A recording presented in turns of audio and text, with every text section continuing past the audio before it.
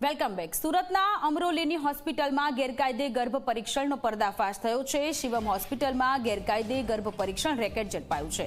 પૈસા લઈને ગર્ભ પરીક્ષણ કરાતું હોવાનો ખુલાસો થયો છે।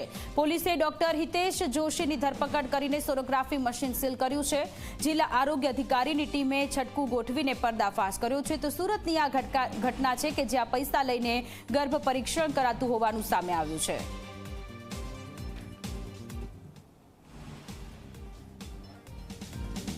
સંવાદદાતા ચેતન આપણી સાથે ફોન લાઈન પર જોડાયેલા છે। ચેતન, સુરતમાં શિવમ હોસ્પિટલમાં ગેરકાયદે ગર્ભ પરીક્ષણ થતું હતું તે પ્રકારની માહિતી મળી હતી। હવે કાર્યવાહી થઈ રહી છે, વધુ વિગતો શું છે?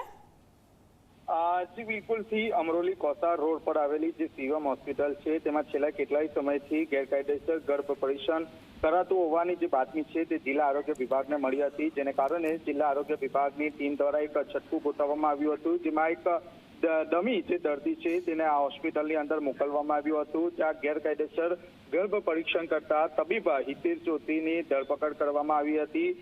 ખાસ કરીને જ્યારે તપાસ હાથ ધરવામાં આવી ત્યારે જાણવા મળ્યું હતું કે ₹15,000 થી લઈને ₹25,000 સુધી ગર્ભ પરીક્ષણના વસૂલવામાં આવતા હતા। આ સાથોસાથ BHMS ની જે ડિગ્રી છે હોવા છતાં તે ગર્ભ પરીક્ષણ કરતા હતા।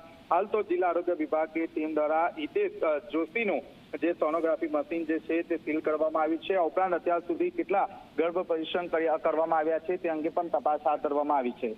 જી ચેતન, આભાર તમામ વિગતો માટે।